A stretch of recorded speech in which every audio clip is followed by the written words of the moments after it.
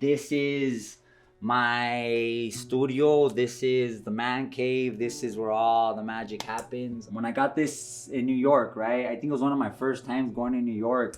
And I had been out of prison maybe a couple years, but I just knew that that's the essence of acting that I wanted to be, right? I was an LA kid. I didn't really know anything about the theater, but I grabbed that so I could look at that and just always acknowledge what I wanted to be as an actor. Oh, this one, I want to bring you right here. So these are my uncle. Like, I think really the story of the culture is that it's all connected, right? My family's been involved in gangs since the 1970s, right? As I've said, but like this is the essence, right? Like, what does that mean? It's not just, just something you understand. Like, this is what I lived, and like this is still who I am, and I'm proud of where I come from. I'm just grateful that I've been able to evolve these this essence and this spirit and these teachings and this resilience. I got my little primos right here. That's little Steven, and that's me, Paulie, and Anthony, and that's right there in East LA, Montebello, and that's the night after Steven got shot. He got shot in the face. This is it. This is everything. Like, this is me honoring where I come from, and like, these are I got my grandmas right here, right? I got these pictures. I got this. This is the shoe of when I was a baby. My dad right there in the rancho, right there on a horse, right there with his horse, That's where I come from, If it wasn't for that, and that's why I went back, I didn't understand that in the States, but that's why I went back. I wanted to understand that, and just all of our spirit helpers right there, the snake, just thinking about the serpent never goes back. It always goes forward, it sheds the skin like that, it's bringing all these things. There's a good one too. That's me in Ironwood State Prison, and me and my little primos and my grandpa. But yeah, and that's me. I'm like 23. Yeah, I'm probably got like one more year left in prison before I get out. This is another centerpiece right here. These are all my kids. That's the heart right there. So yeah, got all the babies right there. He's 21 now with his silver teeth. Adrian has silver teeth, but that's it. You just never forget that, because that's what keeps it going right there.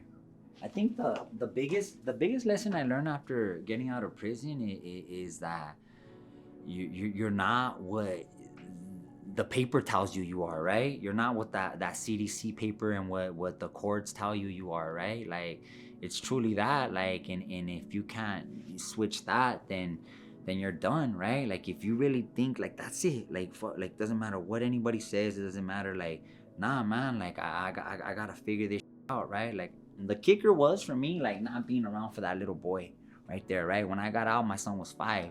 That's what it is. He was 5 years old. He didn't know me, and I think it was that I knew what not having a dad and not having parents did to me, and that's why I ended up in prison. I'm not giving it, that's just why. I'm not, but like, there was an essence, and I knew that if I wanted my son to have a better chance than me, then I needed to, to man up, straight up. You gotta man up, so that was the big lesson.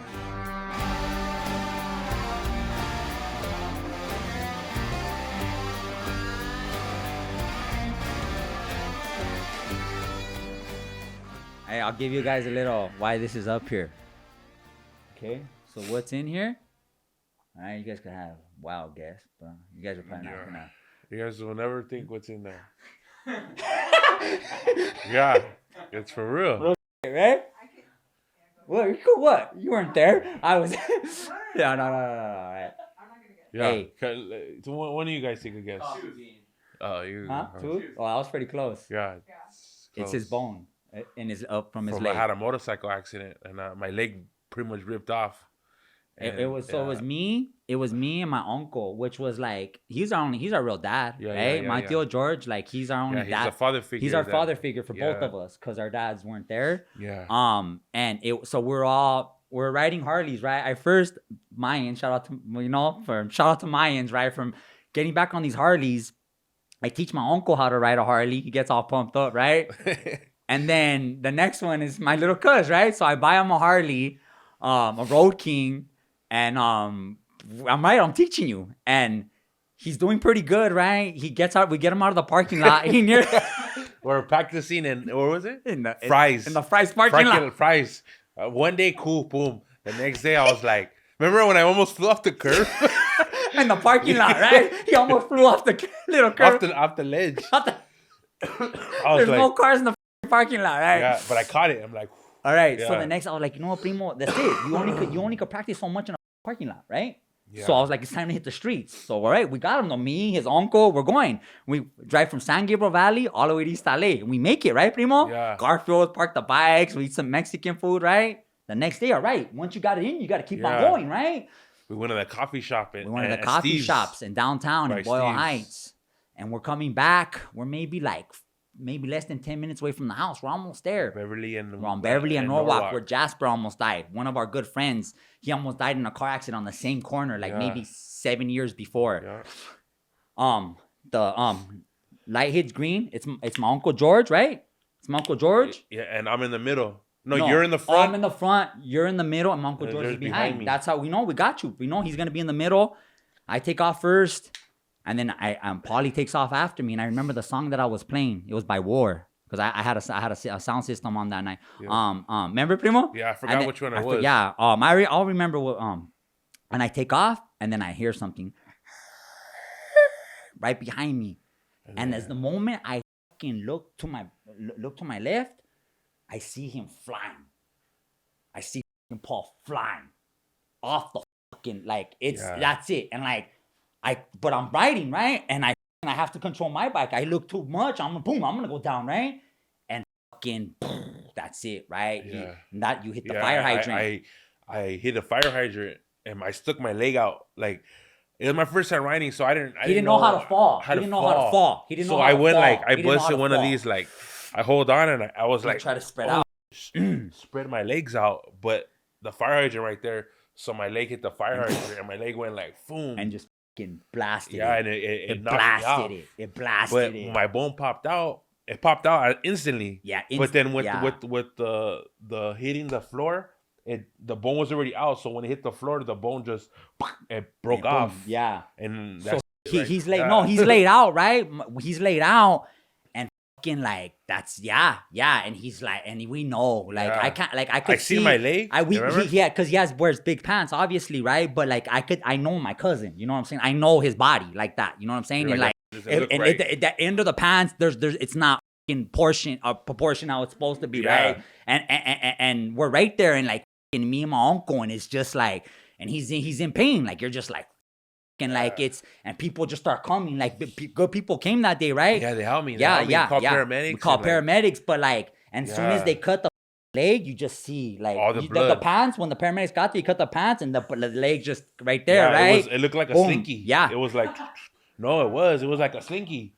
It was do, and yeah, it was just I could. Yeah, bam, I had him go right there. We're right there. Don't look at your leg. Yeah, bam, I had him. No, what got you, Primo, and they come, and then and we're right there. Me and my uncle are there on them, and then they finally get him in the paramedics, right? They finally get him, and then for me that's the part where his journey continues. Yeah. And then our journey continues, and when they lift him, there's just a puddle of blood. Yeah. Right. And then me and my uncle, bam, paramedics, and then we look at it, and it's I know what it is, right? Yeah, there's a piece of bone, right? And my uncle's and I could see he's not gonna get it. I was I'm not gonna leave your bone right there, Primo. Yeah, you off the one he had. I had a bandana on my face. I got that bandana. I wrapped it up. I got you. I'm not gonna leave your bone right here, right? And so that's where it ended right there. Yeah, and then that was that his journey. Offering. This is his offering. His offering, you know, and then and then I remember the part when they put that in. Yeah, they got me all high off that whatever it was. It was morphine or something. Would they tell you to breathe? Remember? They're breathe. I'm because I was bleeding so much. Yeah, he almost died. He straight young, right, Primo? Broke an artery, and then they got him to get there. They're stay with us, and it's crazy because I don't know what death is, and you just right there, and you just feel tired. That's what I think death is. You just feel tired, and you just wanna go. Yeah, I don't want to get off. That's it, Primo. That's what happened, right? And then I was I want to go to sleep. And they're no, stay with us. So they gave me this thing. It's at my nose, but it's I guess they give it to fools that do drugs or whatever, and it wakes you up like, and they crack this thing in your nose, and I'm like, oh, it's like a rush. Like usually it's the extra pump to keep you going, and I get to the hospital and I feel it again, like I just want to go to sleep, and by then I'm already going out the paramedic, and I get to the hospital, and by then the blood's dripping off the bed to the trauma. And I was like, I still feel like tired. And they're like, how you feel? I'm like, I want to go to sleep. And they're like, stay with us. And by then there was there's blood everywhere. You even hear like, oh, we have to clean the way from the door when you come in from the ambulance to where the room was at.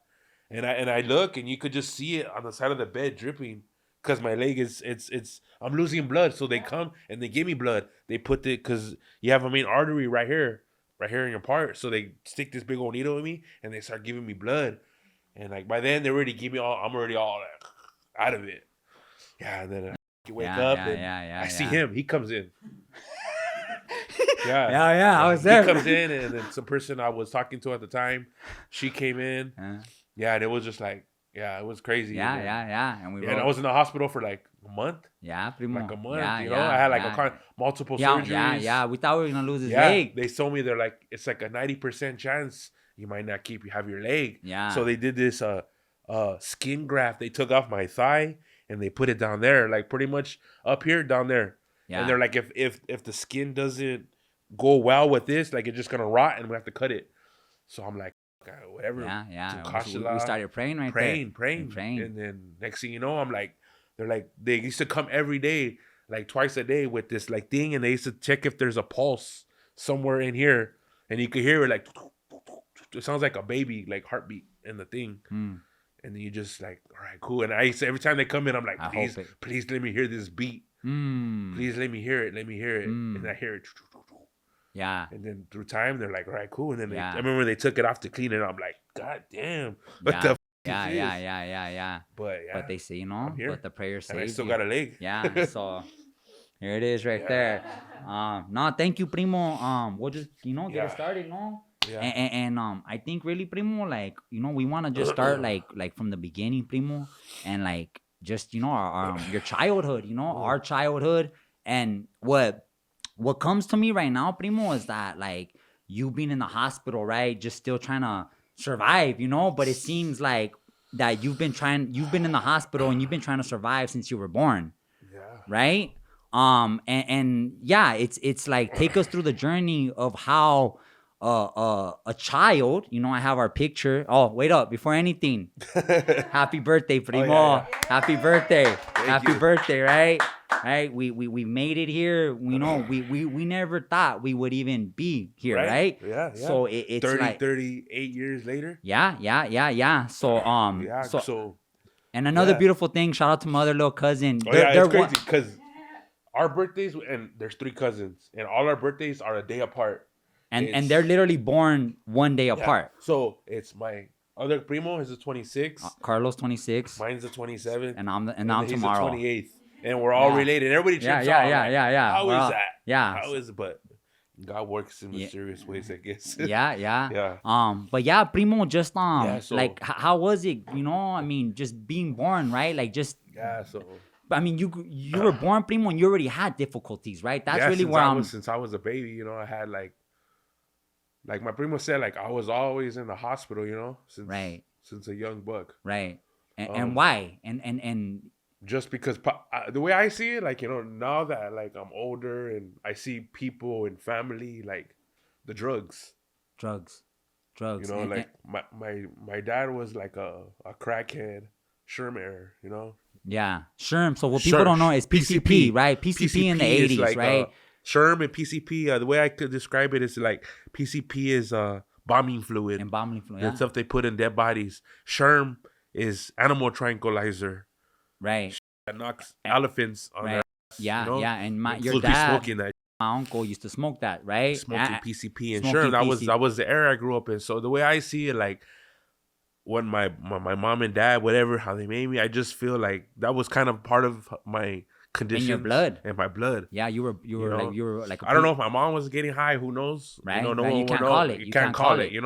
But I know my dad, he was the sherm, heavy into the sherm, Right, crack. right, So I right. felt like, I got birth defects. So I started, as I was born, automatically I had something wrong with my dome, my head. With your head, right? And then and what was it? They said Grandma said it was like a tumor. It was like a no? tumor It or was like a tumor. bone or something. Like right? Something that wasn't good. But more than likely, like it probably stemmed from and now that's crazy because they said I was supposed to not live past like what 11. Yeah, primo. That's what 11. Grandma always says. She's like, you're lucky to live. You're a guardian angel or whatever she used to say. Yeah. And so my grandma, which worked at LA County General Hospital for like at least 30 years. She was my nurse. She was his nurse. She was my nurse. She was his nurse. My She used to take like good care of me. And back then, the hospitals this is the 80s. The old General Hospital, the one that's closed down now, that's crazy because like I used to trip out because I'd be in there by myself and they used to have like these clowns on the walls and it used to be scary. I'd be like, he was always scared of clowns. Remember? And I was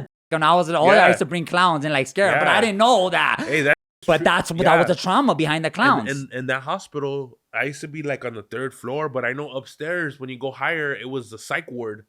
People that are mentally sick in the head, they live up there. So like that whole complex was they say it's haunted because it's shut down. Right. But I was born right there. Right. But anyways. No, talk to me about the clowns though. Also the clowns, like, because I used to, like, you be chilling and like each. How old are you? Let me just. How old are you? Probably like 5, 6. Or a little younger. This is before I burned the house down. Oh, I guess that's another story. I was probably like 3, 4.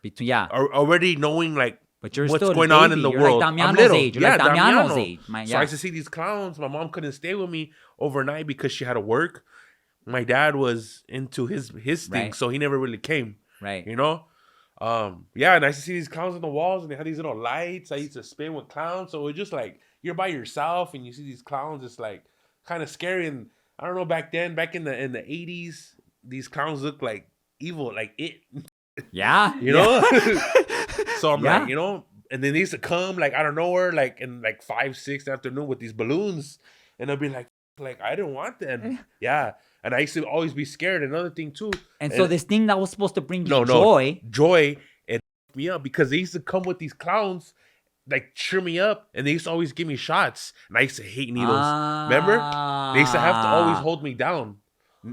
Like grown men. I'll be like a little boy and it'll be like 3 grown men. Because I used to fight it because I knew once I seen the clowns, the shot was gonna come. So I knew like right away, like this, I'm cool. So they used to come and like right when they see the clown come, like, oh no, and then you see like nurses. I'm like, they're gonna give me a shot. Where's my mom? She's not here. Where's my dad? He's not here. So like, that went on for like forever. And even when I got out the hospital, the same thing. Like I used to see these. There was no clowns, but I know they were gonna give me a shot, and I used to always fight it. So they used to have to like restrain me just to give me a shot because I needed it. Right. Yeah, and then as time went on, and then I mean you came out of that, right? Came out of that, right? And it's like, as I got a little older, I was probably like 5, 6. We're living in Monte. Right. I think it was Monte, right? Right. Yeah, Amani. I was probably like 5 or 6, and I think my dad used to smoke frajos or cigarettes. But anyways, I was curious, and there was these matches I seen. I still remember this story. There was these 1-strike matches in Woodlands. And I used to have a little doll, it's a Chucky doll. But back then it was called My Buddy. It was My Buddy doll. This dude had a little hat, little overalls. Yeah. It was a little doll. It was my little homie. Anyways, I had him in my room and I took the matches. Boom. And I went to the room. I think my mom and dad were asleep. And I grabbed the matches and I threw it, and that doll caught on fire.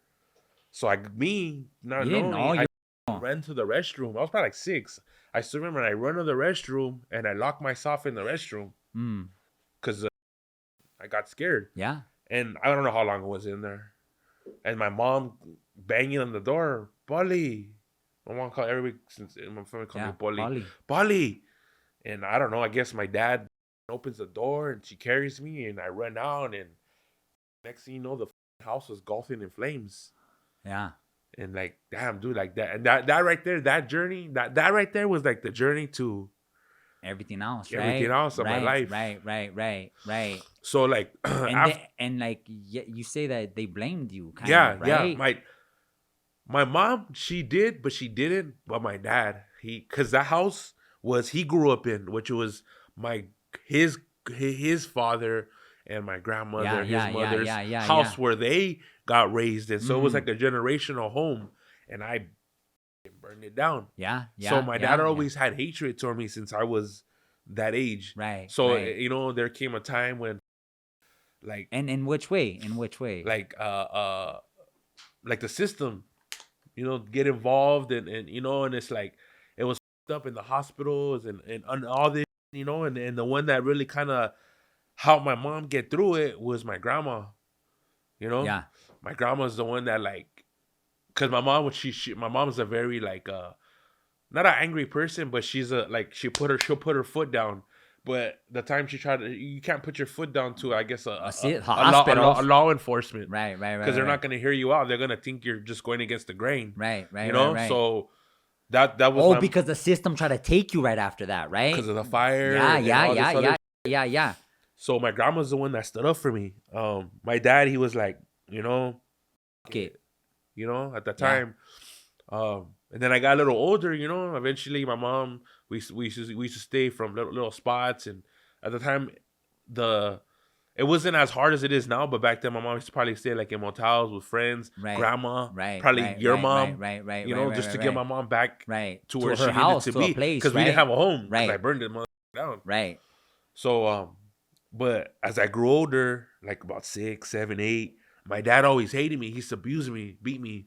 You know, right when my mom used to go to work, I used to be home. You know, not like, you know, I'm in school or get out of school. My mom used to leave to work, and And at this time, I mean, my uncle, he's he's an a alcoholic. He's a full blown alcoholic, drug alcoholic. addict, right? Yeah. Let's just that. Yeah. And so, like, it's that, like, not just abuse is up no matter where it's at or how it comes Yeah. from, right? But then you throw on the drug addiction, right? The crack, the cocaine, the PCP Yeah. with alcohol. And what type of alcohol are we drinking every? King Cobra, The bottom of the barrel, right? The bottom of the barrel, the that will get you up for a buck.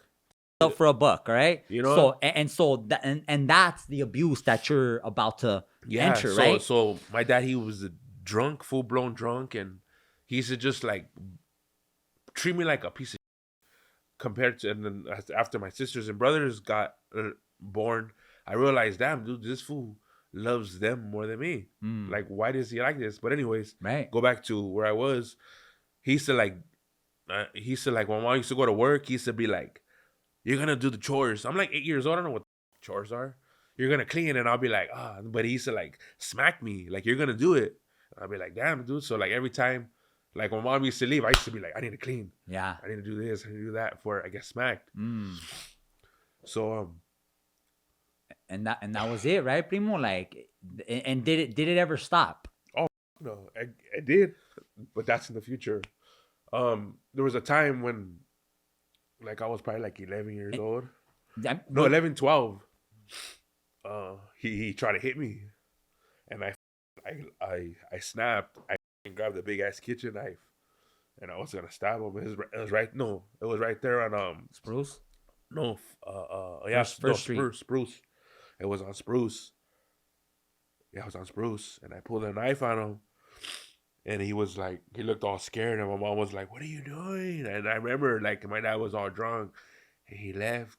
He was just saying, like, "You fucked up," and I didn't know what the you know. So he leaves, right, and I'm all scared. I don't know what to do. So I throw the knife in the sink, and he leaves on his bike. He didn't have a car. He always had a bike. Right.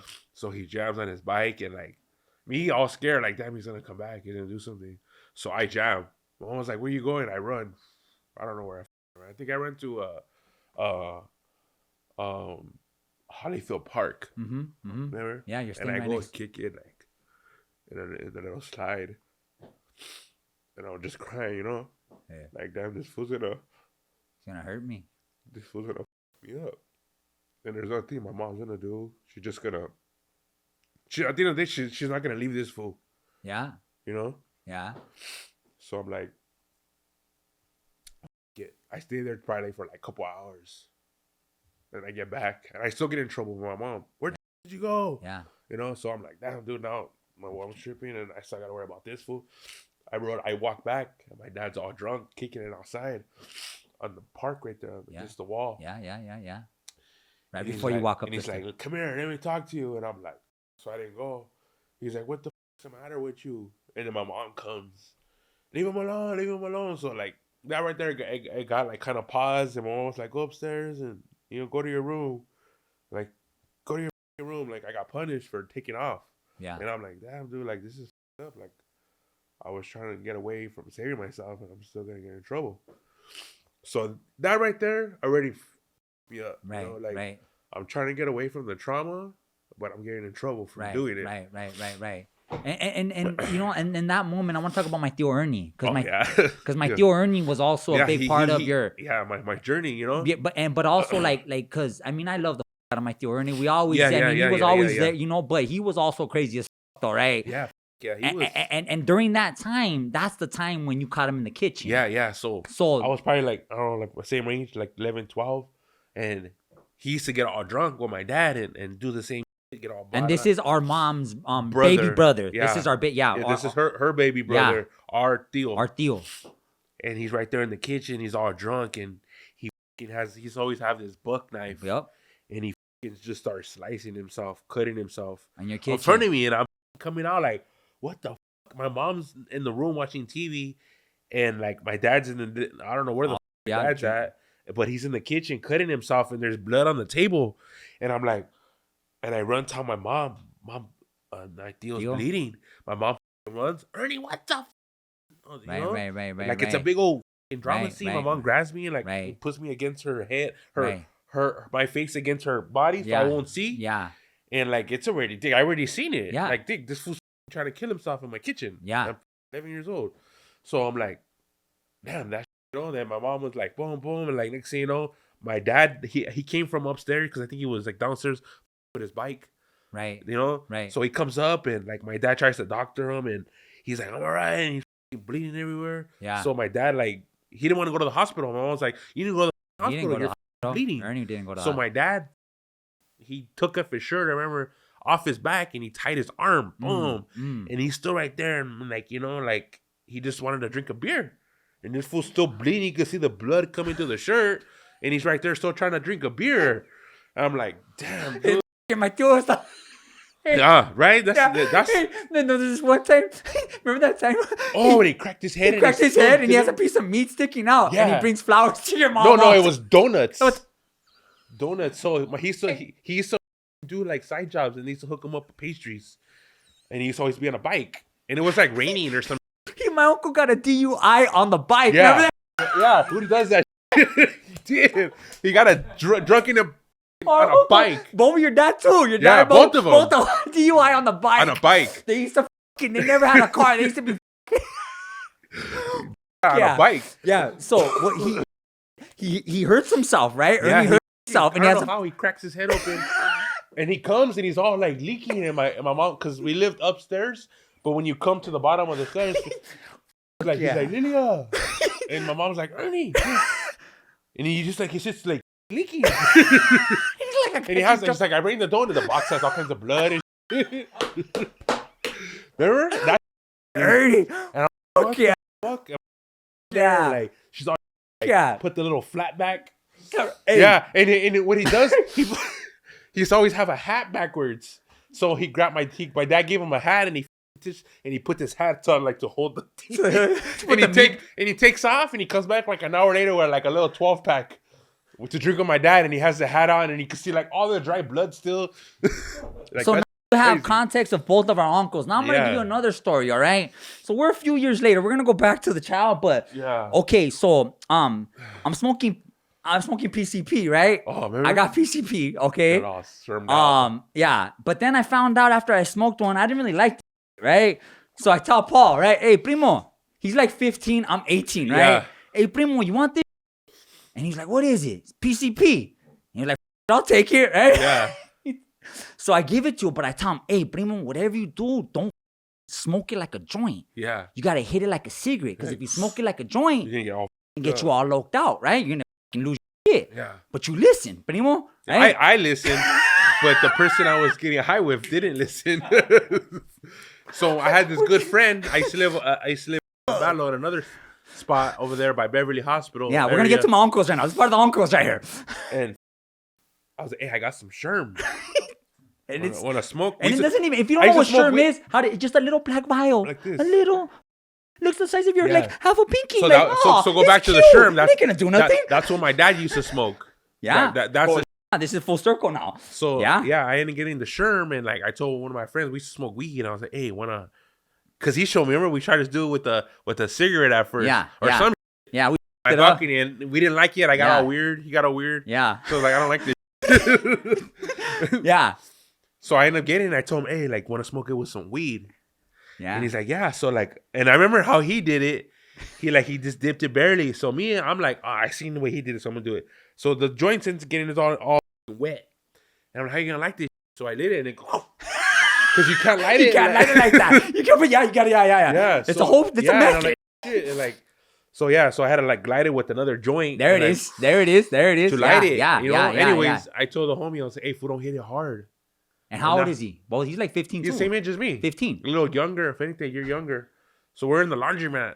And like I'm hitting it like baby. And that fool's like, think let me. He's like, hit it. I'm like, and then it tastes like, and it smells like, it's like PCP. It's like strong. It's like chemicals. Strong. It's straight smoking like rain. Gas. Like you just dipped in the gas. Pretty much like gas. Straight gas. Anyways, this fool's hitting it. And he's like, I'm like, this fool's hitting it hard. Hey, he hit. And then like we got to like halfway, and then like I'm all like I'm good. I started feeling a little, and then like he could just see his whole transformation. He hit it too hard. He just like hit it hard. From like talking and like coughing, and like his brain just starts shutting down little by little, and he just gets all stuck. Right. And I was like, now you're with them. I was like, you cool fool? He just didn't talk. He was just all stuck. And then like I got all panique, so he comes out and he's all like a robot. Like a robot. Yeah, and he's moonwalking and he's sitting like in the middle of the driveway, like with his legs like that. And then I call my dad. Now we call the uncles. We call the uncles. We call now. my dad and my uncle. Right? Because the uncles are supposed to help, right? I told him. He's like, I told him. And my dad already, at this time, my dad already knows I get high. Yeah. So I told him, hey, I gave him some sherm. And he's like, how much did he smoke? And I was like, the rest of this. And he's like, oh. Right away. Great. He's like, oh. And then Ernie's there too, right? He's like, where is he?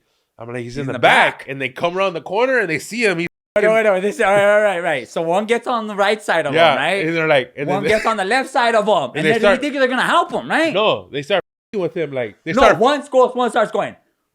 Yeah. And the other one's like, they start with him. And I'm like, what the? So then he's just like, he's out of it. So my dad, this fool goes and turns the water hose on, and he soaks him. Yeah, he's trying to wake him. He's stuck. And then my uncle Ernie was like, at the time, my uncle Ernie, he has like a temper. Yeah. Get the up. Get up. Like, he starts like smacking on the back of his head. He's like, come on. Yeah. And then by then, like, my mom's already here, and I'm like, dude, Mom, that's all I need. I'm getting in trouble. 12 years old, 13 years old, smoking sherm. Smoking PCP. I got caught. Yeah, and then, So just to show you our uncles, right? Yeah. So after the fire, right? And, I mean, that ends up becoming just, an abusive household, right? Yeah, and I mean, that ends up being your thing until you're able to, I guess, enter the streets your own, right? And to self-medicate. You get what I'm saying? To escape from the trauma. Right. That's it. Drugs, to escape, alcohol. Right? So the drugs. We're already talking about the drugs. How old were you when you first started getting high, Primo? Probably like 11. So start smoking marijuana. And then 11, 12. And then I started doing lines of scante. Of methamphetamine. Of meth. By like 13, 14. Yeah. And then after that, like, you know? Yeah. And you never stopped since, right? I kept going and harder and harder. Right. And then like, I don't like glorifying it, but it got to a point like, certain people know I started slamming it. But nobody knew I did that. I'll get high with you. Like if everybody in this room smokes dope, we smoke dope, but I'm on myself in the restroom. I'm gonna poke myself. Right. Just for a little bit because I got to a point like, damn dude, like I'm smoking all this. And it doesn't do nothing to me, but if I do this in this way, it's gonna keep me high for hours. Right. So that was my and I hardly had money for it. Right. So yeah. Primo, for like all I can remember, Primo, like you were on drugs pretty much my whole life. Primo, and I barely got clean. How long have you been clean? Probably now, like going on 5 years Oh, off wow, dope. primo. Wow. Since I went to rehab, remember? Yeah, I was in primo. rehab. You used to Yeah, visit me yeah, and, yeah. and over there in Yeah. San Pedro. Yeah. Yeah, Changing like spirits. 5. You see, Long Beach. 19, 20, 21, 22. 5 years 5 years. off dope. Right. And what was that? Why? I mean, like, what was your mindset, primo? What was it like? Because I mean, I got high. You learned getting high from me. You know. I mean, hey, I think tell you the truth, that right there, yeah, I did get it. no, I remember that. You know, and I'll tell him the story, primo, because we remember. We were at he was from the hood, right? Little Oso. We were at Little Oso's house across the street. In his pad. And it's inside his apartment. Yeah. Inside his apartment. And I was loped out at that time. I was probably like 18. And you hadn't done a line yet. You hadn't done methamphetamine yet, primo. Yeah. And I remember I forced you to do that, right? And like you didn't want to do it. And like I knew you. I already knew you. That you told me you had did it, but you were my little primo, so you were gonna tell me that you did it just to fit in, straight up, right? Yeah, and like I was smoking guy drinking beer, but that next level of. And if you hear the story of my uncle Ernie, like that's like get up, mother, like that's it, like on these streets, right, primo? Yeah, like you gotta be aggressive. You have to be aggressive in these streets. You had to be aggressive. You weren't aggressive, what? You're gonna get walked all over. Pretty much, like anywhere on the streets where we grew up, and any hood street, Montebello specifically for us, East LA. You know, your dad is Maravilla. We're second generation gang members. Our family has been involved in gangs since the 1970s. But the culture, East Side culture, goes way back to the Zoot Suit era. That's East LA. That's our culture. So aggressive, right? So I think I'm gonna, and going into like that moment, primo, I knew you had to do it, right? And it was, and I remember, primo, you were little. You were probably like 15, and I remember your eyes got watery, you know, and like because you didn't, you know, and I was like. And I told you I was gonna hit you or I don't know something. I'm gonna f you up and like I was like, and then I'm with Oso and then you Oso, like, you know, and right I think here, you right? know, I'm about to get into the hood too, so I'm like, damn, dude, like, can't look like a punk. Yeah, primo. Time, you know? And I remember you did that. You know, and then like. I liked it, but I didn't like it. You didn't. But then eventually I started and then it always came across my path. Yeah. So, but you know, little by little, smoking, sniffing. It just escalated. Yeah. Until I became a full-blown drug addict, right? You know, in and out of jail, rehabs, you know, and I still never got it. Right. Once my primo got his life together, he always tried to help me out, you know, but like he could only do so much, you know. He was like, but he never gave up on me. Yeah. You know, never. Yeah. I remember one time, my mom, we used to live over there in Maywood. And my mom, we ended up getting kicked out or whatever. So we ended up going back. That's when my mom started living at grandma's again. And my mom used to have that green truck. Remember that green Blazer or whatever? So I used to be so tweaked out. And my sisters were already staying with their boyfriends. My brother was living with his lady already. But me, I was still lost in the sauce. You know, and I'm down the street from the hood. You know, so dope ain't nothing. You dope got dope. I could walk. Yeah. And get it and come back. Yeah. So I used to like live in my mom's truck, her little truck. I used to be all tweaked out. In front of grandpa's house. 10 up, put my shirts over the windows and Yeah. just sit in there all night and smoke dope. And then I knew my grandpa's schedule because he used to always get his paper, like 6, 7 in the morning. Paper. And I'm out there and I'm off my journey. Yeah. Like he won't see me. But I remember one time, a day, like maybe it was like a Friday. He calls me. He's like, "Hey, people, what's up? You want to go to rehab?" I'm like, "Yeah, we'll go Monday." It was always Monday because you wanted to rock out for the weekend. I used to know when to get me. It was like Friday. I have like a pocket dope. I got a little EBT. You know, I'm like, oh, Monday, whatever now. Yeah. So it was this one time I was in the truck and I was been up for like a couple of days already tripping, and I'm right there and my grandpa comes out early for some reason. He's like, "Mijo." I guess I don't know how he see me in the truck. He always knew, huh? Yeah, he knows. He's like, "Mijo," and I come out the car, but I'm on this side up because the car's parked like this, and I'm in the back seat with the seats down. Yeah, and he comes from this way, and I was like, "Yeah, grandpa," and I get up, and it's my last bowl. Nothing, you know, I have no more money, and I was like, "Yeah, grandpa," and I get off, and the pipe falls and it breaks in front of grandpa. No, it just broke, and I'm like, in my head, I'm like, this is the last of my dope. Yeah, primo. And my grandpa was like, come inside and eat. Come inside. Yeah. And I was like, Oh, I will right now, Grandpa. And I Yeah. go back in the thing, and I Yeah. just start thinking like, damn, dude, like my grandpa caught me. I have no more dope, no more money. My mom, she's not gonna give me no more money. I already owe money to the homie. Yeah, to the homies. I'm like, dude, and then he calls, hey, what's up? You still want to go to rehab? Like, it's crazy how he calls me like an hour later. I'm like, yeah, Yeah. I'm ready to go to rehab. Yeah. Yeah. And that changed the course, right? Changed the course. Yeah. Right. And then we went to Changing Spirits, I think it was. Right. Yeah. I want to talk about when your dad passed away, Primo, and like, cause I feel that was a something a big like, you know, and like it took you. I was there. I took you. It took me to a darker place. You know, meaning like I had the kids. You know, your dad passed away. Yeah. Right. And can you walk us through your dad passing away? So like he's how did he pass away? And he had a massive hernia.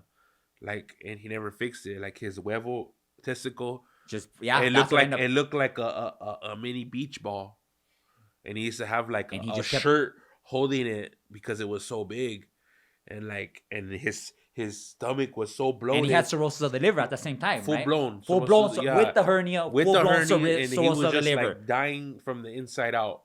Yeah, and he used to leak alcohol from his belly button. That's how bad it was. His belly button was already like inside out. Yeah. So he used to have this gauze all the time, because the doctor gave him gauze, and my mom used to tell him. It got to a point that we used to always take him to the hospital, and he used to leave because he wanted a pistol. He used to always leave. He used to want to drink. And I remember the night, couple nights before my dad passed away. It was probably like 11, 12. Me and my brother are in the room, like, you know, finally resting up because we were still partying or whatever. And you just hear my dad like moaning and groaning, like that.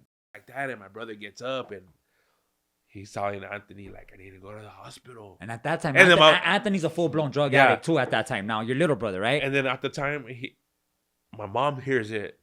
But since my dad's always at the hospital, my mom was like, shut the up and go to sleep. You know?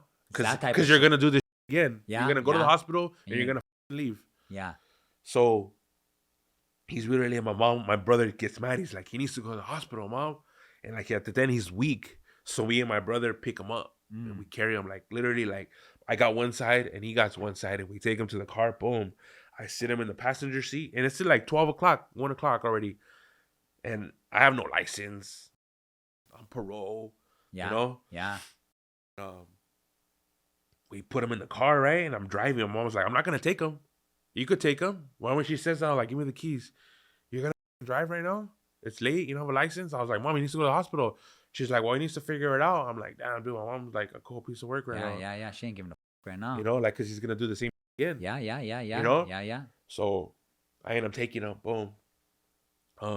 We drive over there and, like, drop him off, you know? We tell him, like, hey, my dad needs to come to the ER. And then so they put him in the wheelchair. And, like, I just wanted to get him to get there. Yeah. And then by then we drop him off, and like I'm in the car, and I tell my brother, like, hey, we're like, what do we do? And like he's like, let's go get a sack. We're in the car already. So my brother used to like stealing.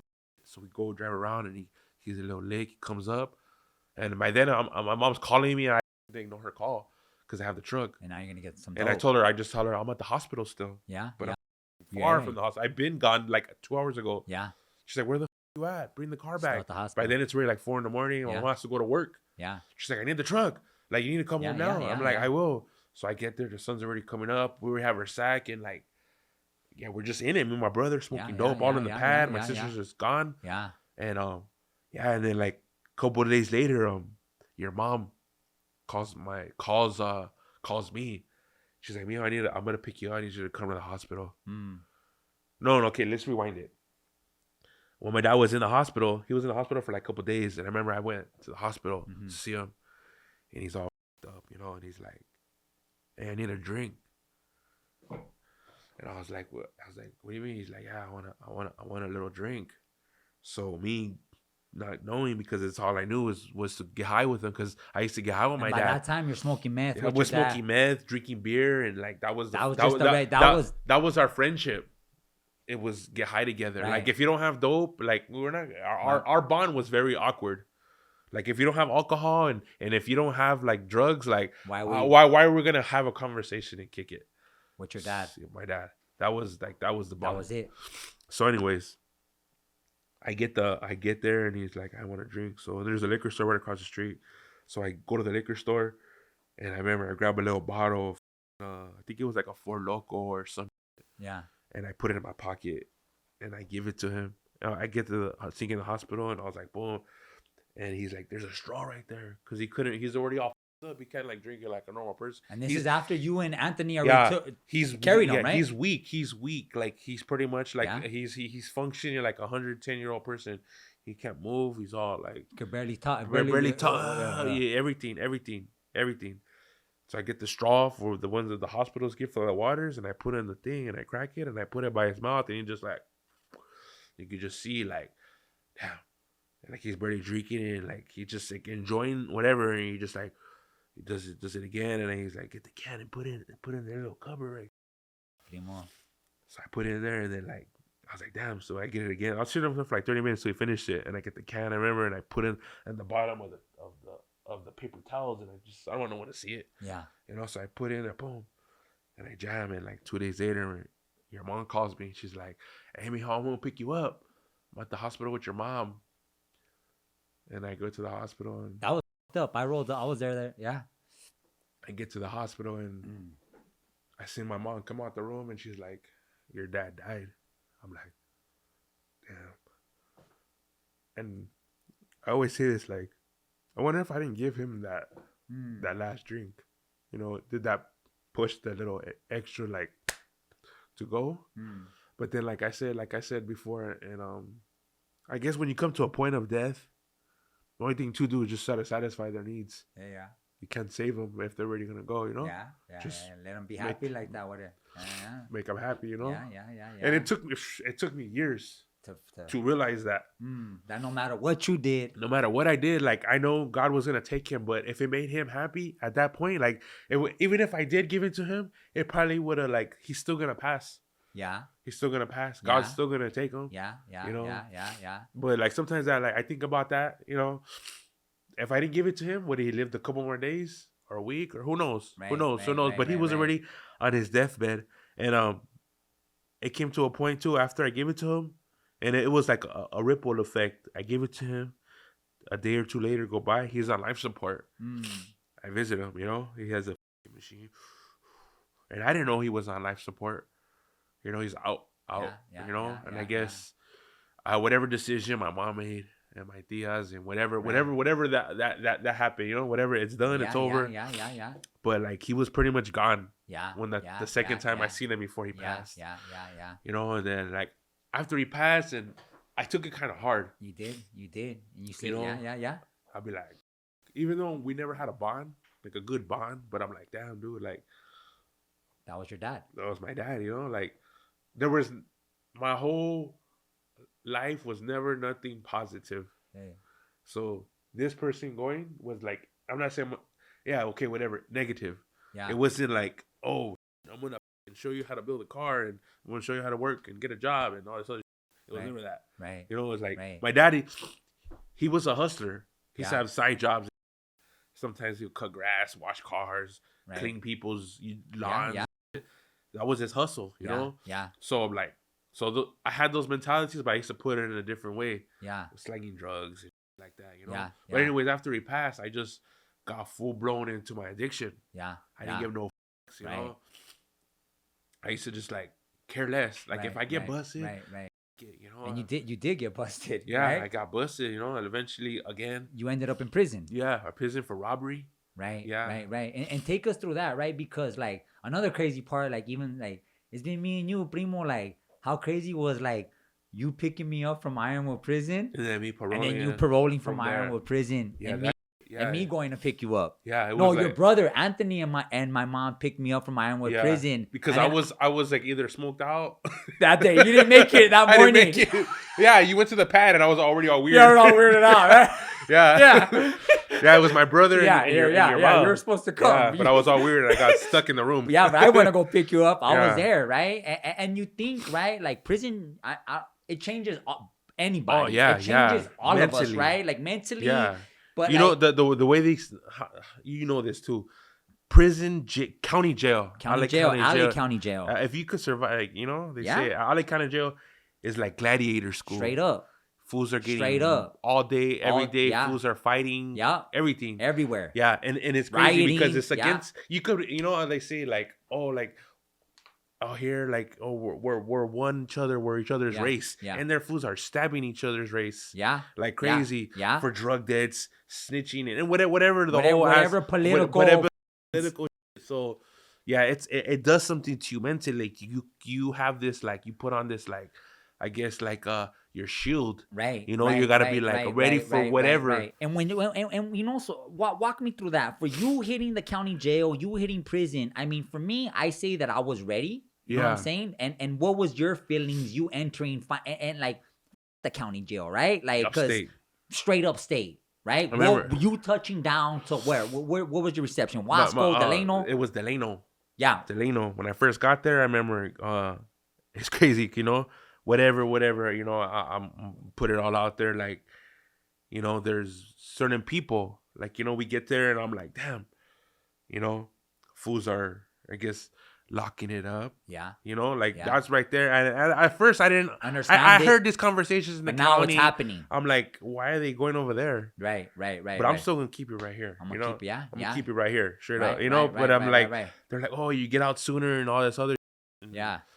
But I never But like. we weren't taught that. No, we no. weren't taught that. Because why? This is too. We had to come this back is home just- though too. Come We back had to home. come back But to the this- reason why I never ever and still and I'm never gonna go back to jail. But my jail rap sheet is never Yeah, to go Primo. to that other side. Yeah. Because why? Because how you gonna live a life in jail with somebody that molests little kids On those yards. on those yards? So yards. that's like a no for me. Yeah. For my primo and Yeah. for whoever's For out there whoever knows what I'm yeah, talking Yeah, about. whoever, however you decide to do Yeah. your time, right? Yeah, That's yeah, however yeah. you know. Yeah, it's, that's it's the way I put it yeah, for myself. Yeah, So that's I'm a gonna good keep. one. I'm Keep that I'm 100. gonna keep it 100. Yeah, you know? yeah. Like I'm not trying to roll with no fools like that. Hell Straight no, up. Hell yeah. no. Yeah. Because and then also too, like we have girls, little girls, Yeah, kids, yeah. And that's women, the key, and you that's know? a key thing, right? In this up political prison system. But one of the key things is that what we don't allow on our side is molest any sexual offenses, right? And of course, you know, there's cracks in any organization, anything, but yeah, and I think that's something that's we live and honor by, right? Like,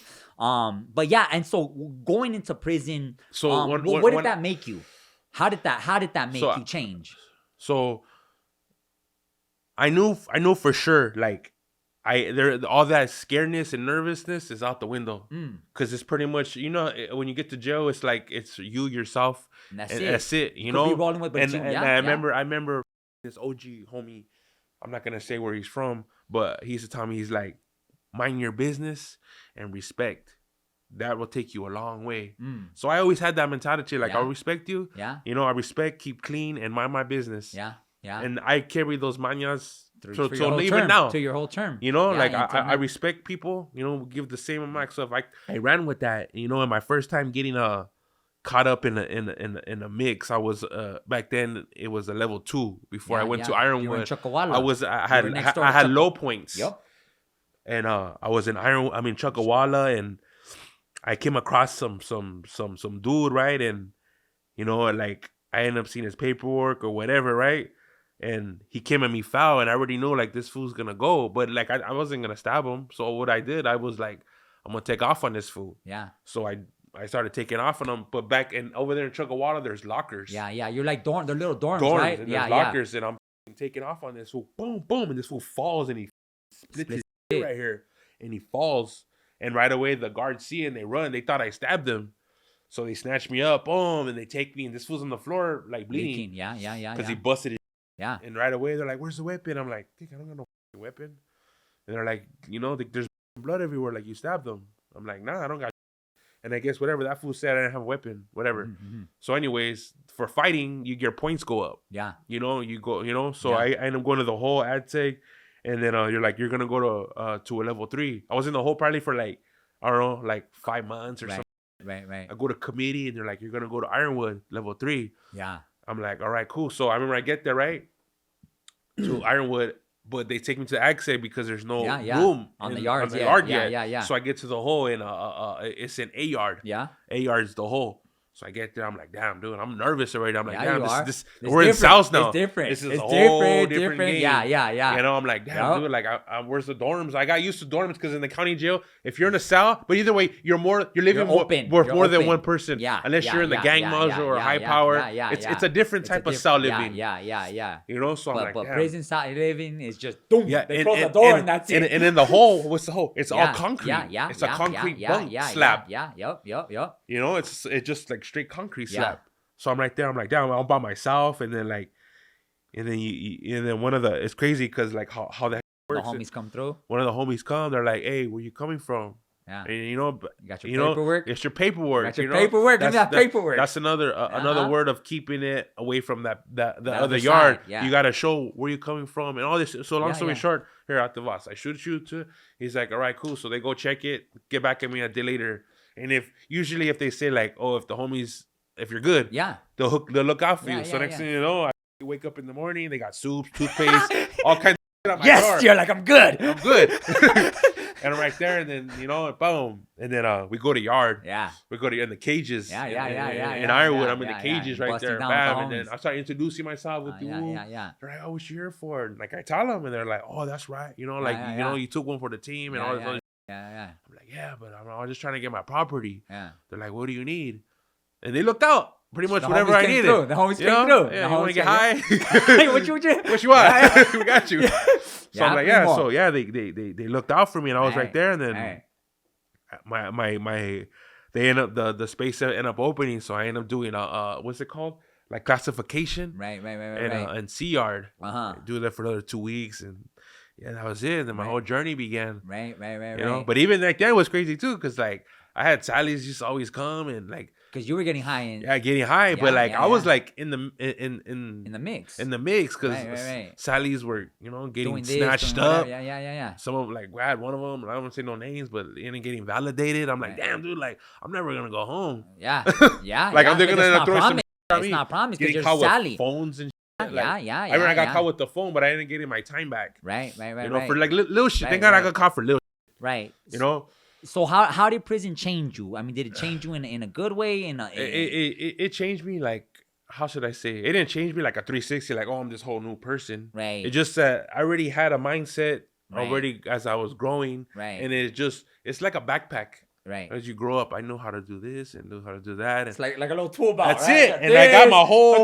By the time I'm already 18, 19, I'm like, I got a whole life of gangster right here. You want to pull this card? I'll pull this card on you. Yeah, primo. You know, and then it just stuck with me like that, you know? Yeah.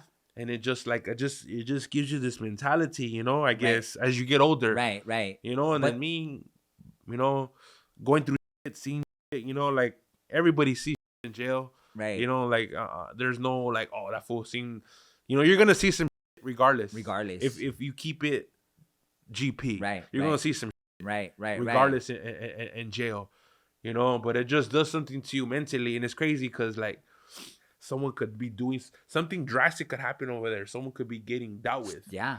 Stop. And then like what happens right here. And there's a homie over here still doing push-ups. Just minding their business. Just keep it right here. Like they say, mind your business. Mind your business. Yeah. That's that right there. When they say now it all makes sense. Like in the county, when someone's getting boobop, hey, homie, mind your business. Mind your business, dog, or else you'll be getting the next one getting boobop. That right there always stuck out to me. Mind your business. Yeah. So that right there was like, okay, damn, mind my business. Do you remember the time when me and my mom, your mom, and my mom picked you up? Right? From Ironwood. Yeah, Ironwood. And we ate at that burger stand. We got pulled over.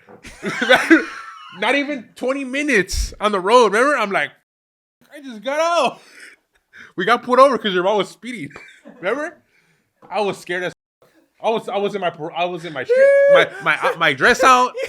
I'm like, I had all my envelopes, my pictures. Yeah. And the cop pulls over. I'm like, I'm going right back. What the fuck? I can still see the building still. This is fucked up. Yeah. How did you feel? Nervous as. Yeah. I'm like, damn. And that saying was like, oh, they say like, don't look back. I look back like a mother, and then I got pulled over. I'm like, damn, dude, this is like a jinx. I remember, and they just told your mom for speeding, and then they let us go, and I was just like, damn, dude, like I was scared. Yeah. And that's when it all began. That's when you showed me that one rapper, Nipsey Hussle, at that time. Nipsey was bumping. Back then it was bumping. That's dope. All right, Primo. So, I mean, obviously, you continued this journey of getting high in prison. Yeah. So, talk to me about your the rehab. No, just like I mean, how did that change, Primo? Like, you kept on getting high. Where was the change of finally being to rehab your, to go to rehab and be 100 about it, to finally get clean? Like, what was that journey? And maybe we could get into Homeboys, because Homeboys kind of plays in there, So I think for me, like, I just had enough. There comes a moment enough, like no judgment. Everybody's ready when they're ready. But I was ready. Like I seen it, done it, did it. When you get high, like it's a limit. You always come to that limit, Talk to us about the time when you almost overdosed. Oh yeah. And I think that was a limit too, right? That was one of them. My mom we were staying in Maywood, I think, at the time, and I said, "Mom, it was a garage, but I used to sleep in there. It was like just a garage, it really had much in there. Yeah. Remember that was my little spot, and I used to get high off heroin. I used to like heroin, but my was cante, meth, tweak, and I remember I didn't really have I was up for like a couple of days, and I wanted to go to sleep. I was like, damn, I had no more scante, so I had this little bit of heroin, and I remember I did it. But I was already all fed up. My mom was tripping on me. I started thinking about my dad. I have no job. Just life was just I was feeling sorry for myself, pretty much. Feeling sorry for myself. And I slammed a good issue, like 50 cc's of heroin. It's like half a needle. That's a lot. If you don't do it a lot, that's a lot. Like, I do it. Bam. And like I remember just lose my breath, and I start sweating, and I'm like just chills, and like I remember like trying to gasp for air, and I was like, and it started getting worse and worse and worse, and I started thinking like, and this song came on. I remember, I forgot who sings it. It's called like something drifting away or something. I think I showed it to you. I remember, yeah. The song came on, like it was like crazy. It was like on Pandora, and I started thinking like, damn, dude.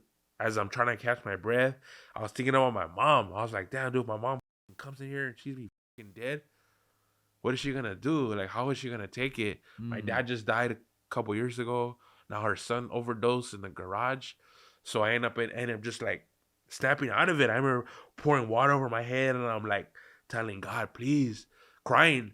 Like I was so scared, like I can't breathe, and it feels like your chest is caving. It's just like, it's an ugly feeling. I was ODing, like, I did too much, and I was just like crying, like focusing, like trying to catch my breath, and eventually, like, I started focusing because I was panicking too much, and I just like snapped out of it. I'm like, damn, dude, and I remember getting the rest of the heroin and the needle, and I just threw it away. Boom. Yeah. And I stopped with heroin that time, but I was still getting half tweak. But I just stopped doing heroin. Heroin because I like doing heroin when I was in the system. Like I got introduced to that in the system. I used to just do my thing. So I did it out here, but I was like, damn, dude, I did way too much than I do in there. Out here, I did quadruple the amount. Remember the time when I overdosed and you were there? Oh, forgot about that time, huh? Yeah. Heroin, remember? Yeah, but I sniffed it though. And then you were just right there looking at me, and I almost died. Yeah, it was with. Yeah. Yeah. His mom was a fucking prostitute. And she used to bring in guys in the house. And that fool was turned up, little white boy. That fool was crazy as he was a little white boy, and he started running around a bunch of Mexicans. With a bunch of homies. But his mom, his dad was like some weirdo. Yeah. So. All right, Primo. So was that the change that really like that forced you to get sober? Was it that or? I think when for me, like I said, it was like I just had enough. Like enough of what? Of not having for myself, not having money, always asking for handouts, disappointing everybody. You're looking like a dirtbag, feeling like a dirtbag, you know. And then it's just like you get high, you go to jail, you know. And what people don't know, every time you're out, you're with me. Yeah. So you've seen all the shit, right? You've done background work. You're on All the that shit, all Mayan. that, you know? You were in this life. That's the Yeah. crazy part. But the moment you wanted to come on this side, you could have, right, Primo? Yeah. But you just had to go through what you had to go through, right? And like I said, I think I just had enough, Primo. Like straight up, like I just got sick of it. Like I'm always in jail, going in and out of county jail. As soon as I get out from doing violations, right, I go back getting high, right. And it's a repeated cycle. I must Right. have like 15 plus abscondings. Right. And they always first Madison. Right. They used to always kick the door down. Right. So absconding is your MO on parole. You would get out, and you would never report to your parole officer. And they used to put a PAL warrant, parolee at large. Immediately. So as soon as you get out from any prison in California, you have 48 hours, 20 hours to report. But you never. They want me to come and get me. You want me to come and find me? You're gonna work, right? Yeah. You mother. Never once. I did it. I ended up discharging because they just kept his whole. So if you get out parole, term. like if you do what you gotta do, like me, right? 1 year done, right? Yeah. But if you report, you get off in a couple months. Yeah. Me, I did it for like 3 years.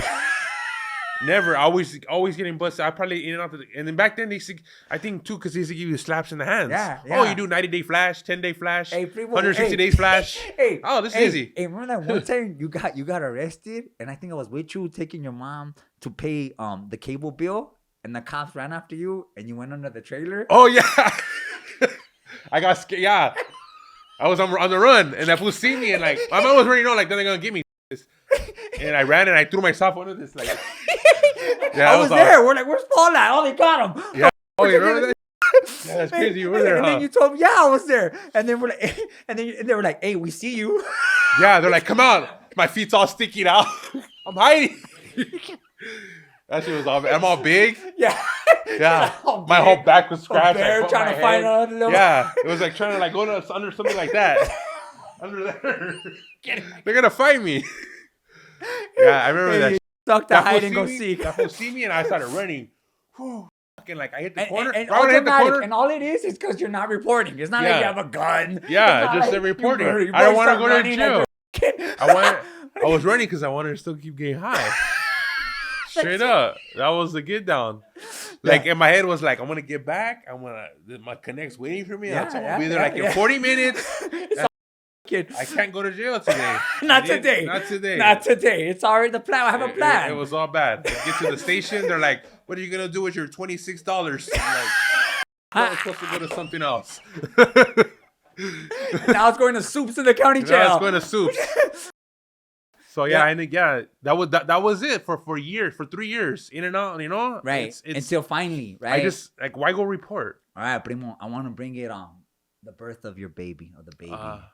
Right, you know, Alexis. Yeah, and so the baby, you know, and just and what strikes me, Primo, me and you, right? Like we didn't have, as you said, that positive, you know, that positivity. You know, we didn't have a mother or a father to really guide us on this journey. That's just what it is, right? And how did you learn to be a father, right? And talk to us about, you know, just being a father, bro. Because that, like, now it's not obviously your life is where it's turning into, but that, like, how do you become a father? And you can't learn that from me, right? Like, I could give you all that, but it's just something that you have to do. And walk us through that. Let's take it back. Yeah, Primo. I remember we're in South Dakota, yeah. Sundance, and my daughter was gonna be born 2017. Yeah, Primo. We're in Sundance right before Tree Day, where we do our special ceremonies and, you know, talk about that some other time. Yeah. But she was born, a breached preemie, meaning breach. She was coming. The legs was coming out from the vagina, not the head. Yeah. So they had to cut my baby mother open and take her out. But she was a preemie. She was not like fully grown. Yeah. So she had all these tubes, a breathing machine, and like. I remember coming back and I just seen her, you know, and it broke me, you know, seeing like and I prayed, Primo, not even a day, not even hours back from Sundance. I went straight from Sundance, Straight to her. straight to the hospital. And I just picked her up, and she was just like a little chiquita, small little thing, little baby. I'm like, damn, dude. I just started crying. I started praying, like, please, God, like, take these tubes out of my daughter. Yeah. You know, and like, I'll try to, like, I'll do my part. I'll do my part. I'll do my part. And like, it's crazy because like, about a week later, they ended up taking him out. Huh. And then like, she started rehabilitating, and then like, I was still kind of around because I got clean probably like a few months after she was born. Huh. I got clean like in 2018, around there. When she was born. Probably like about a few months after. She was still not Yeah. even one yet when I got really my life together. Because I started thinking like, damn, dude, I want to be a piece of dad to a little girl, you know, and then knowing friends, you know, no judgment or whatever, but like seeing homies and like that, like, hey, where's your dad? He's in jail. Yeah. Oh, you know, I don't know who my dad is. Oh yeah, or it's just a different bond. Right. Like you don't know your parents, and then having a little girl, it just does different. something. It's different. A little boy it's their child regardless, but our little girls, but it's just something. Just like they say, like a mother's always gonna be to her son to some aspect, and a father's gonna be to a daughter to some aspect. Yeah. You know, so it's like, and I'm like, damn, dude, I can't have my daughter growing up like this, you know. And they say though too, you know, sometimes I believe that your daughter will be with somebody kind of like of the father, the way her father is. If her father is a drug addict, piece of gang member, hoodlum, that's what she's gonna look for. She's gonna look for that. That's what they're gonna look for right there, right? You know? They're gonna model what type of man do I want in my life. Well, this is the man that I that he was always on my side. Yeah. So I like this type of role model. Right. These characteristics is something that I'm familiar with, right? Oh, your hood, you look yeah. And know? then you go to the women of our family, right? You know, to our grandfathers, our aunts, right? And then, you know, now our primas, and like these fathers, they end up getting men that are similar, you know, like our moms, it took us years, right? Because our grandfather was a full-blown alcoholic, his whole an abusive alcoholic. It was like trauma, generational trauma since birth. That's it.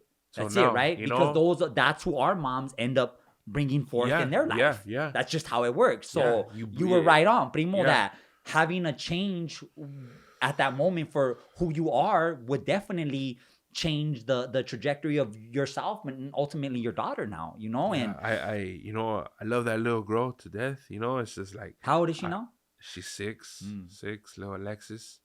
I just didn't want her to grow up with a piece of father. Yeah. You know, she was like 1 year old, and I did my last term. Remember? Yeah. I was in Wasco.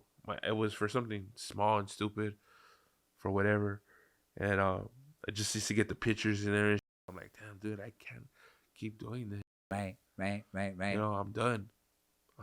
Like, you know, I got out, and I just like, I just said that was it. That was it. I threw in the towel. Meaning, I'm not gonna be like, I'm gonna turn my back on everything. It's just I need to get myself right. No one's gonna get their self right but you. Yeah. You know, the homies nobody's gonna get your self right but you. Yeah. You know, you could look female, but if you're broken inside, your whole world's gonna deteriorate eventually. So I had to like, damn, dude, like, and the outside may look like, oh, female, that fool, look, he's dressed nice, but he's hurting. I was hurting. So I said, you know what, I need to like, boom, snap out of this, you know, and then being here, the ceremony, Primo, ceremony is what we do. Yeah. They're burning the picture. I told you. I told you. Yeah. No, it's kind of, Yeah. All right, we got that's it. Yeah. And it's crazy. Look, stop right there. Stop right there. Good. Where that light was. All right, sorry about that. Yeah. So the ceremony, Primo, you know, and I highly believe that, you know, the spirit talks to you. You know, it may sound weird to people out there. Yeah, but this is our get down. You know, we don't. Yeah, this is our thing. Yeah, it makes me feel good. You know, if it's something that you do makes you feel good, that's positive, you're gonna continue it. Yeah. You know, there's no regret toward it. You know, sometimes you do that like drugs. It makes you make you feel good, but there's regret to it. Right. This right here is it makes me feel good, and there ain't no regret. Right. You know, right. if anything, it makes me stronger mentally, physically, and spiritually. Right. You know, so I just keep continuing it. You know, Right. and I'm never gonna turn my back on this. Just like how I turn my back on a lot of other. Yeah. And turning my back on it, it didn't harm me. You know, Right. it didn't take care of me, but this does. Yeah. My spirituality takes care of me in my own way I believe in, you know. Right. But we could identify because we do the same thing, Primo, you know. How should I say this?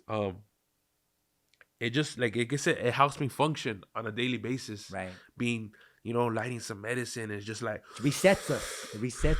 Yeah. You know, it comes down all, if you want to take it like real deep, to our roots, Primo. You know, we're Mexicanos, we're raza, we're cultura, you know, we're all that. We Xol, Machica, Azteca, all that. Like it's in our sangre. Yeah. So it just feels right. Right. You know? Right. Just to help me better myself, Primo. Yeah. And I pray all the time that you help me stay strong. Yeah. You know, don't let me give up on life. Don't let me go back to wherever I was in my past. Because I know where that's going to lead me to. Yeah. You know, don't get me wrong.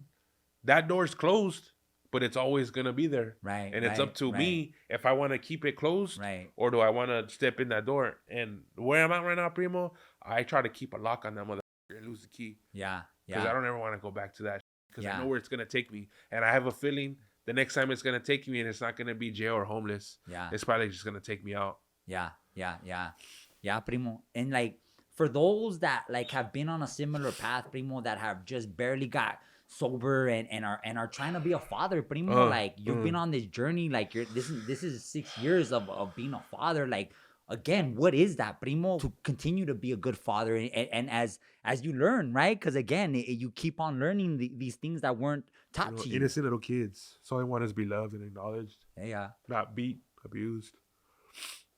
I never wanted that for her. I don't want her to be like, I'm not going to say I want to hit her, but I don't want her to have her grow up like, I guess, too fast. A lot of kids grow up too fast. They can't live their life. Yeah. You know, I have family out there right now, nephews, little kids, but their mentality, because of the parents, you gotta live. You're 9 years old, but you should be living like a 22-year-old. You know, that's how I grew up. Yeah. And I think I want her to grow up and live her life as her age. You know. Let her be a baby. 6 years old. Live like a little 6-year-old girl. Yeah. You don't need to be doing the thinking most. or worry. But that's where adults come in, because if they enforce you to be an adult, they're pretty much like they're puppeting them. We're puppeting them. You're gonna do this and you're gonna do that. But if you let them be and guide them, strict guidance. I never had the guidance. Right. You know, my guidance was like, you're gonna get high, you're gonna do this, and you're gonna do all the negative. Yeah. I'm not gonna show you how to do nothing but negative. Right. I'm not gonna push you to go to school. I'm not gonna push you to have a good degree. You have to figure it out, and we figured it out on our own, Primo. Straight up. But I don't want her to figure it out on her own. Yeah.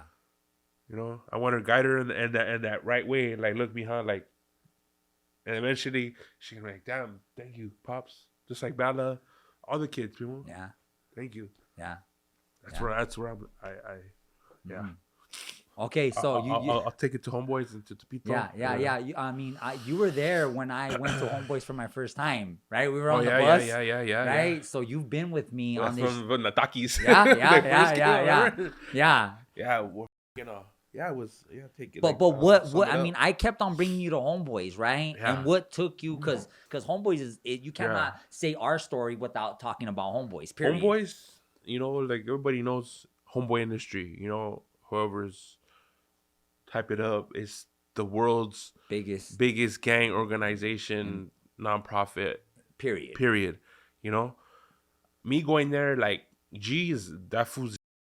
That man right there, like, I don't give a, you know, there's all kinds of Caucasian men that will judge you, especially a person like me or ourselves. But that man right there, he loves us. He'll put you under the wing and he'll take care of you, you know. And it's just like, he just wants the best for everybody. Yeah. For any broken child, any broken person. Yeah. He just wants you to like see the better in yourself. Yeah.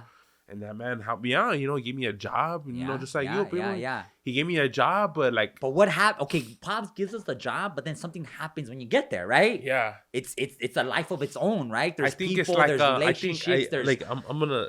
Is this... Homeboys is... I feel like it's very spiritual, too. Homeboys. Meaning spiritual... This may sound weird as hell, but... I feel like as soon as you enter that place and you talk to this man, he'll help you out. Yeah. And mind you, Father Greg is a priest, a Jesuit priest, right? A Jesuit priest, yeah. So I feel like this is just a belief. I believe it. It may sound weird, but as soon as you meet this man, he helps you out with full arms extend. Yeah. And I feel like a lot of people take advantage of it, meaning, okay, take advantage of it in a good way. Yeah. I'm going to get a job, I'm a career like us. Yeah. But I feel like if you turn your back on it, a lot of people have been dying, you know, and you know, Primo. It's like we say, like you came here for a reason, and you asked God to help you, and now God has helped you. But you have to do your half, and God heard you, and He actually acted out. Yeah. But if you don't act out on yours, then that's when He's all right, cool. And then I'm just gonna take it all the way now. And that right there, I'm gonna say a quick story. I used to only use God when I'm in up situations. God help me get out of this jail. God help me get the sack. God help me not do this. God. But like, you're not doing your part. You're not, yeah.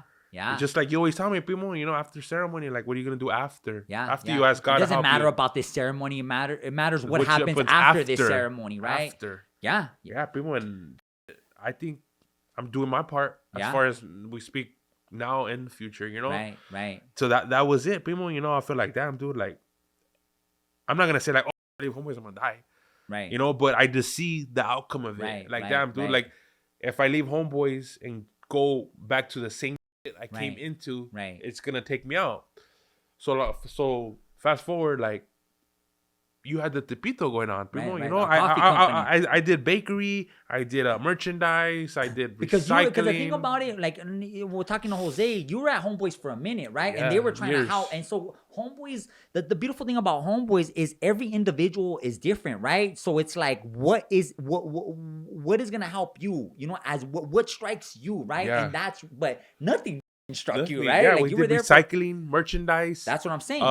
Security. Right. They were trying, like, Paul, we really want something for you to tap in, right? So you could like be on and just live your life. But it wasn't until this Tepito thing that there was the barista.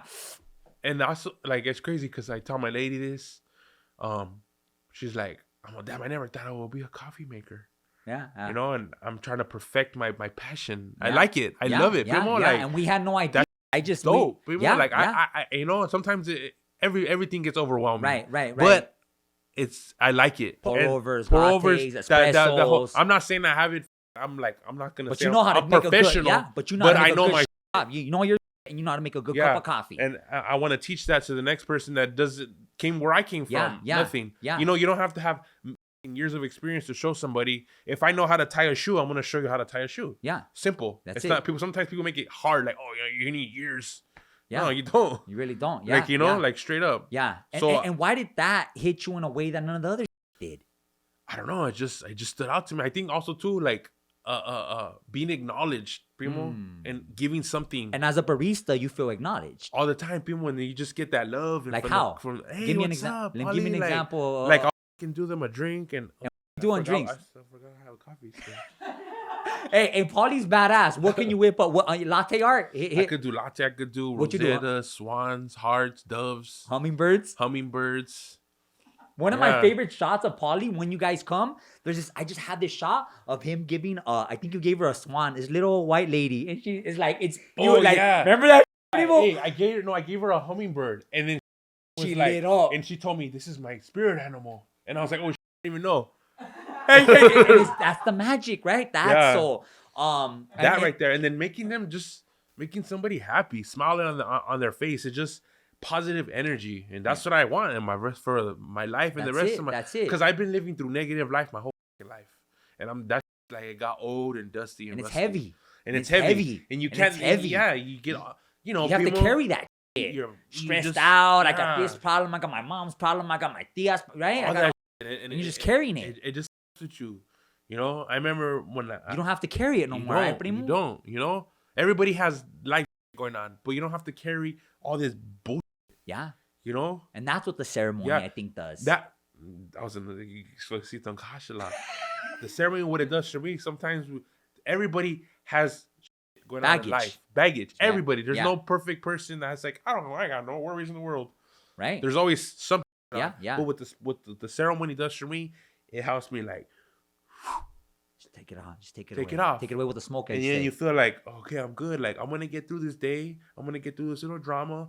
I'm feed man. Yeah. I'm feed man. And that right there been helping me out these last 5 years of my life. And I'm gonna continue it because I know I'm not gonna turn my back on it, and I know it got my back. You know? And there's a reason why you wanted to be in here, people, because it's us. Yeah. You know, and I feel very great in here, you know? And even with this podcast that's going on, whatever, but like it's good, Primo. Straight up, you know. Like I said, I love you, Primo, and like, I'm never gonna, you know, I'm gonna keep pushing, you know. Keep on rocking. Keep on rocking. Yeah, we've been rocking since right here, Primo, right there. From the Primo. Broken bone to the. Yeah. That's it. Primo. You know what I love about this picture right here? People talk because I be wearing huaraches, you know. But bro, you have huaraches right here, Primo. I do. Hey, I was G'd up back then. Serio. Oh, look at even matching. Okay, hey, Carlos guys, he's looking good. I look like a straight paisa kid. Let me see. I'm like, fuck. Little paisita. Hey, wait. Your mom was like, put this on. Let's jam. Hey, they don't even care. Look at you can see them dancing while they're trying to take the kids. Or we're supposed to be like, you can see my tío like, yeah. He's probably unloaded. Unloaded. Oh yeah. Like, tío, just trying to take a picture of the kids. But it's good. And then you don't have an updated one, huh? Nah, Primo. Nah. Well, yeah, Primo, but good. Yeah, it's good. You know, like I said, I love you, Primo. And, Primo. You know, thank you guys for allowing me to be on this podcast. And Primo. Love you, Primo. Yeah.